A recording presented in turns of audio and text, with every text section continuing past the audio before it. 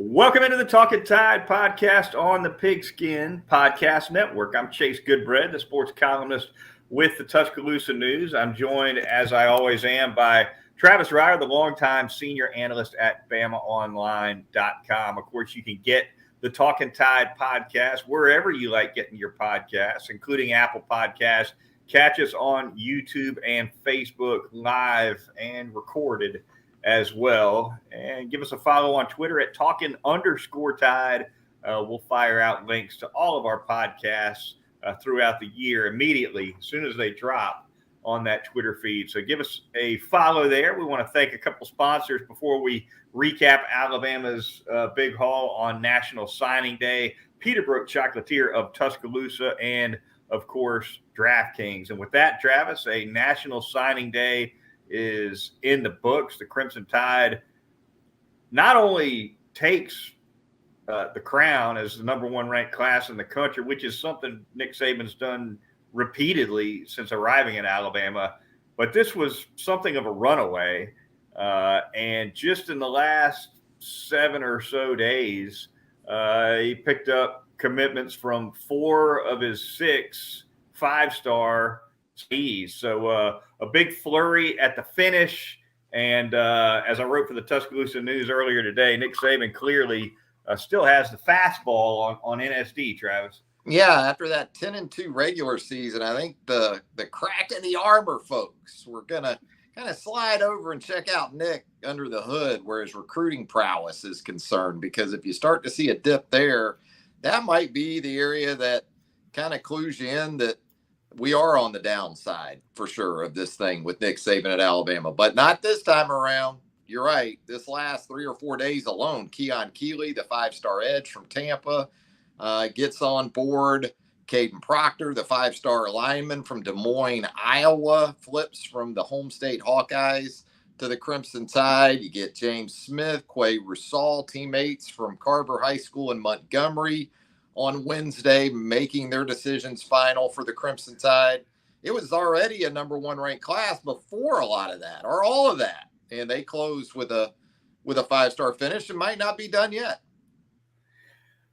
I happened to see Caden Proctor's tweet announcement that he was flipping from the home state Hawkeyes to Alabama. And the very first comment, Travis, of course, said, "Mark my words, worst decision."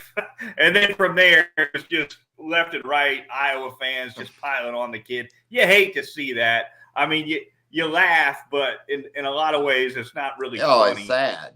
It's sad. But it's grown men, mostly grown adults, acting like children, pretty much.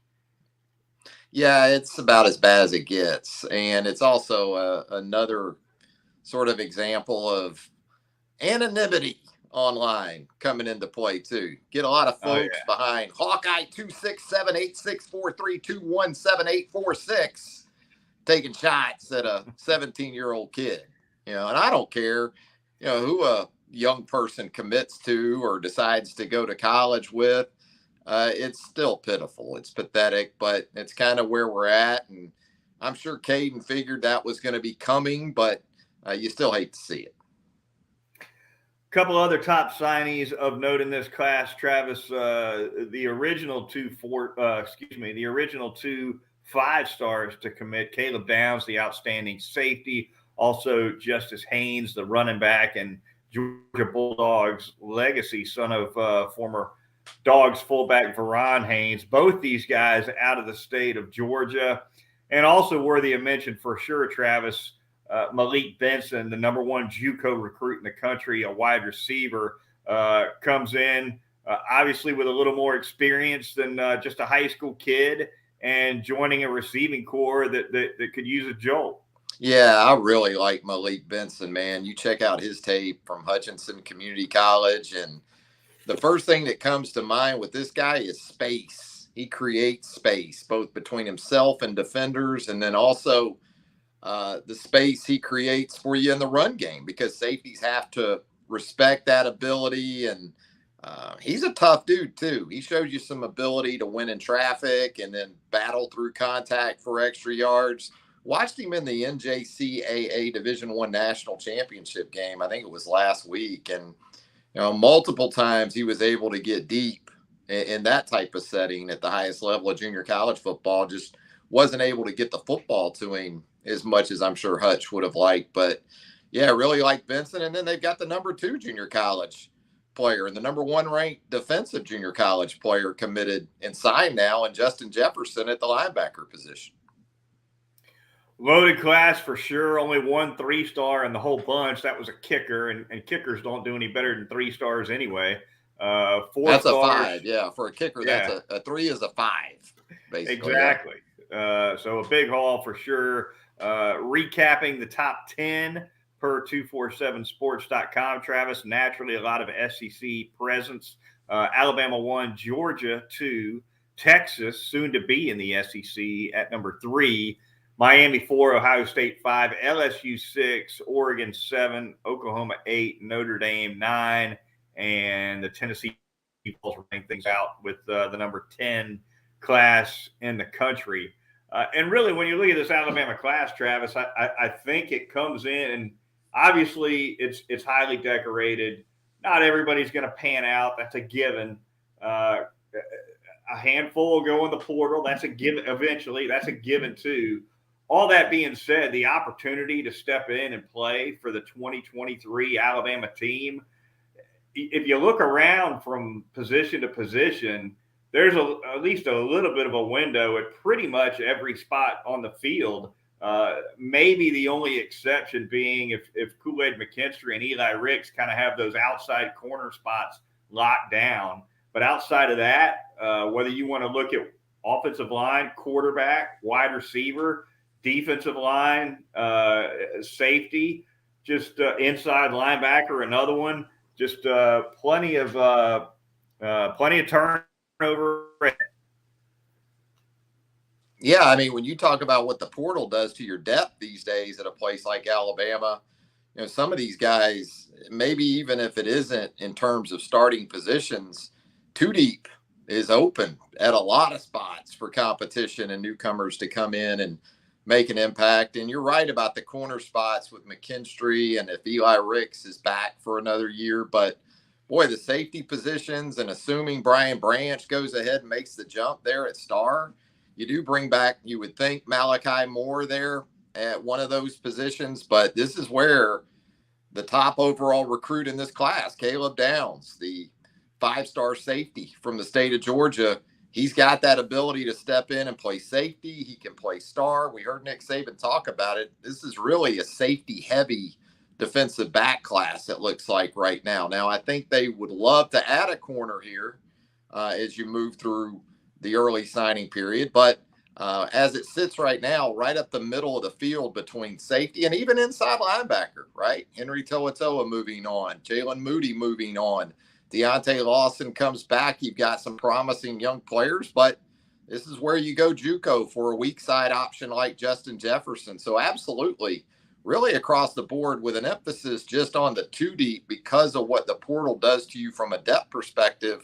A lot of these guys are going to have a chance. Yeah, Nick Saban kind of hinted in his news conference on Wednesday that the cornerback spot might be an area where they wouldn't mind adding a player here before the end of the signing period. Of course, there's going to be another little window in February, which used to be the traditional signing day. But even beyond that, Travis, Nick Saban just saying that it ostensibly tells you that corner's an area where they'd be looking at to bring somebody in from the portal too if they don't happen to get somebody in recruiting. That is the beauty of the portal and what it can do to you in terms of guys like Kyrie Jackson hitting it and going elsewhere. You can use it to your benefit to bring someone in if you need to. So, yeah, there's multiple streams now that you can tap into when you need to sort of fit some things a certain way. But I think the secondary in general will be fascinating to watch. I think the offensive line, another area where you talk about guys like Caden Proctor as true freshmen and this 5-man offensive line class. Well, what a big group of guys this is, Chase. And you got guys like Wilkin Formby at 6'6", 6'7", 310 pounds, and doesn't really wow you in terms of his size, because you got guys like Miles McVay and Proctor, who is a mammoth individual. It's a literal wall, it looks like, in a lot of ways. I watched those guys develop. Nick Saban noting today, Travis, that 10 of them are already participating in bowl practices. Justice Haynes, the running back, and the aforementioned Caleb Downs, two among those. And then, of course, you'll see those guys at spring practice. They'll have a chance to get their feet wet early. And then naturally, Nick Saban's going to look to bring in as many as possible among the others for the summer one term at the beginning of June. That's when, say, if you don't enroll early and get in the spring, that summer one in June is as late as Nick Saban wants it to go. Certainly there are exceptions. We've seen some guys trickle in July and even later on rare occasions, but June's when they pretty much come in. Yeah, Landon Dickerson was one of those exceptions as a transfer.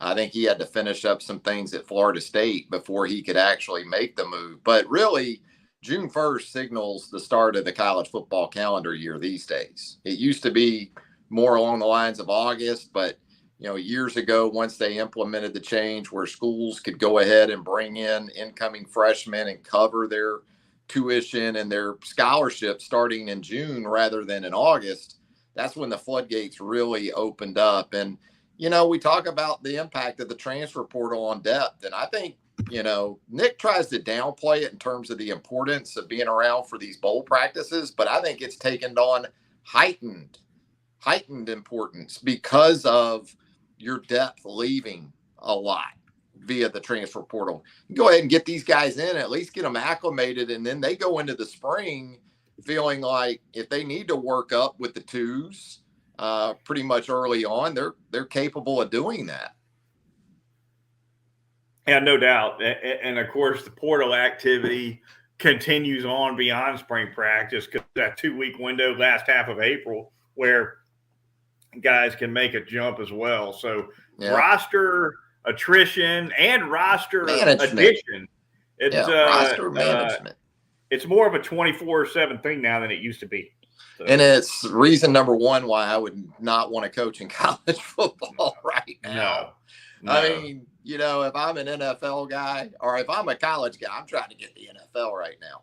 Because here's what I know about the NFL. The NFLPA helps me out, the Players Association, because they have limited the windows now for off-season work to the point where I got to have some time off. Right? Yeah. If anything, college football is going the other way. It was already stacked, Goodbread, and now it's even more so because of the portal and the different windows, the early period, the late period, the portal windows, camp season, official visits in June and in the summer now. No thanks, man. There's no way in hell, if I had the choice, would I coach in college football right now as compared to the National Football League.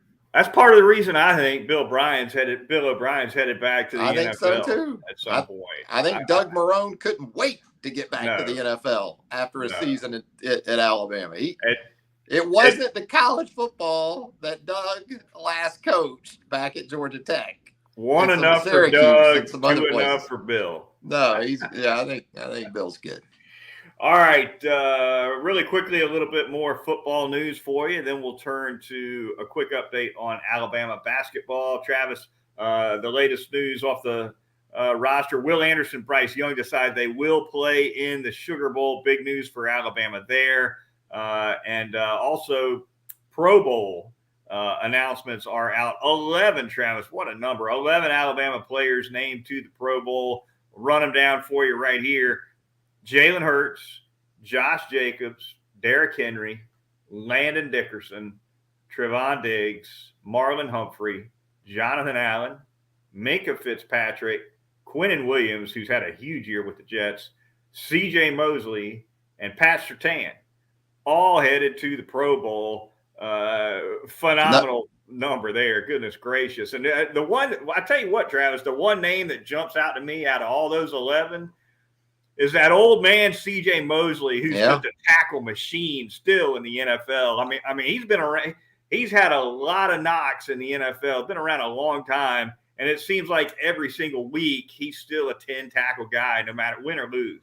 He's a guy that loved the game changing the way it did offensively, because you could see it at Alabama from his true freshman season when they put him right in there in a lot of the nickel and dime stuff, right? That this was going to work out well for him, and it has. And so I'm not pulling for him tomorrow night, though. Our Jags got to deal with him tomorrow night. He and Clinton. I don't like those matchups real good, for our Jags. But how about Tua? No Tua. A couple weeks ago, people talk about Tua for MVP. There's just no middle.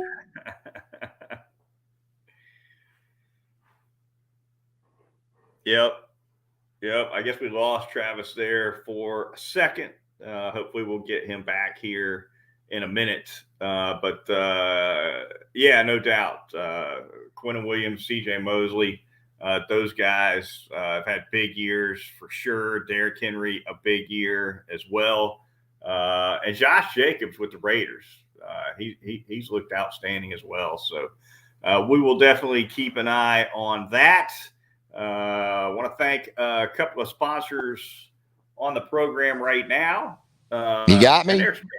Sorry about that. Yeah, no problem. I hung in there. When you use that iPhone in about 40 different ways and you get that unexpected phone call late at night, it doesn't work so good. But here we are. Let's do it. I was not about to pull the plug. we're too far along. We'll do it live. That's right. Damn it. We'll do it live. Yeah, we'll Bill O'Reilly it. Yeah. All right, we're going to thank a couple of sponsors here on the podcast really quickly. Going to start out by telling you all about our corporate sponsor. That would be DraftKings. And you just can't beat the latest deal. Right now, new customers at the DraftKings Sportsbook can bet just $5 on any NFL team to win their game. Get $150 in free bets if they do. Check this out right now. Everyone can earn up to 100% boost with the DraftKings stepped up same game parlays. So check those out as well. Again, DraftKings Sportsbook, of course, an official sports betting partner of the NFL. So download the DraftKings Sportsbook app now. You need to use that promo code. It's TPPN. That's the acronym for the Pigskin Podcast Network here. And you place a $5 bet on any NFL team to win their game. You'll get $150 in free bets if they do, only at the DraftKings Sportsbook with promo code TPPN. Minimum age and eligibility restrictions apply. I'm going to tell you about Peterbrook Chocolatier out there at 1530 McFarland Boulevard North in the Indian Hill section of Tuscaloosa. You still got time in the lead up to Christmas 2022. They're there for you at Peterbrook Chocolatier, whether it's that signature item, that chocolate covered popcorn, those Roll Tide chocolate covered treats, whether it's milk chocolate, dark chocolate, white chocolate, they knock chocolate out of the park at Peterbrook Chocolatier, the champions of chocolate, right there in Tuscaloosa at 1530 McFarland Boulevard North. No stocking is complete, okay, without Peterbrook Chocolatier. So you still got time. Get by there. They're there for you right up through Christmas Eve at Peterbrook Chocolatier, 1530 McFarland Boulevard North in the Indian Hill section of Tuscaloosa. I'm going to be rattling the bell on that Peterbrook door here before Christmas. Probably tomorrow. If not tomorrow, then Friday for sure. They'll be there into, they're there through Saturday. So, you got time. Love it. Peterbrook Chocolatier. You can't beat it. I like that white chocolate a whole lot. I like the milk. I'm not a big dark fan. You're a dark. Oh, it's guy. Only one chocolate. For me, there's only one. I like it all. Don't get me wrong. But dark chocolate, come on. Can't beat it. Can't beat it, Goodbread. You're just the only thing refined about you is your sugar. You like the refined sugar real good, That's what's refined about Chase Goodbread. I'm refined about my whiskey. I don't know. I don't know how many people consider Old Number 7, all that refined. Ask Pops. Pops will tell you it's plenty refined. That's west side of Jacksonville Champagne, the Pops. That Old Number 7. Yes. All right, we turn to the Alabama basketball program right now, really quickly, Travis, before we shut down this edition of the Talkin Tide podcast. The Crimson Tide wrapped up its non-conference schedule against Jackson State on Tuesday night, 84-64, the final score. Alabama kind of sleptwalked through the first half. I was in Coleman, not a really big crowd, as you might expect. Pretty nasty weather outside. Coming up on Christmas, Jackson State in town. You wouldn't expect the crowd to be jumping, and the team wasn't jumping either. But they had a big size advantage over Jackson State, Travis. And then the second half, they kind of took over a little bit. Noah Gurley had a big game. Nick Pringle had his best game as an Alabama player. Noah Clowney out with an illness, and that's how it rolled at Coleman Coliseum on Tuesday night. It did. You're right. Getaway day. And man, we've seen it with some teams too. Looking around the SEC on Tuesday, Ole Miss loses at home to North Alabama. Mississippi State had its first loss of the season to Drake. There were some issues. Texas A&M loses at home to Wofford. It's a tricky sort of game and stretch here to navigate. You know, these guys, man, they're a little worn out. They've gone through finals. They've played a gauntlet of games against the likes of Houston and Memphis and Gonzaga. And now you get this game against a 1-10 Jackson State team. And, you know, it's good to see Mo Williams get to come back to Tuscaloosa. And his team was competitive for a lot of that game on Tuesday night. And finally, Alabama able to get enough separation there in the second half. And, you know, the turnovers in the first half, Chase, continue to be a real thing. 13 more first half turnovers, cleaned it up in the second half, and then ended up with 4 or 5 guys in double figures. Good to see Nick Pringle get some time with Noah Clowney being held out of this one. And he scores 14, but that's one you probably don't spend a lot of time on if you're Nate Oates as you get ready for SEC play. No, you move on. Alabama wins its 10th game of the season to close out non-conference play. They've got Mississippi State on December 28th. That's a week from tonight, as a matter of fact, to open the SEC season against the Bulldogs. And still waiting for Dom Welsh to get healthy. Nate Oates likes talking about him, too. Brings him up a fair bit for somebody that hasn't played a minute yet, but you get the sense that whenever he's finally ready, he's going to be cutting into somebody's minutes on a team that's already pretty deep. Yeah, I think that between the 3-point shooting that Welch can bring and then also defensively, you look at a couple areas where this team can definitely use some help right now. You know, maybe that's where Dom Welch is able to do that. Yeah, definitely. Did enjoy listening to Mo Williams. He definitely has a place in his heart for Alabama. You can tell he takes a lot of pride being a former Alabama player, 2-time All-SEC pick. Even has an Alabama jersey replica on a chain around his neck, Travis, that he coached with. He may be a Jackson guy, but he's all Bama, isn't he? I mean, you walk into the concourse area there at Coleman. I think it's on the east side there. You know, there's Mo, big, you know, poster-sized photo of him, and absolutely an all-timer.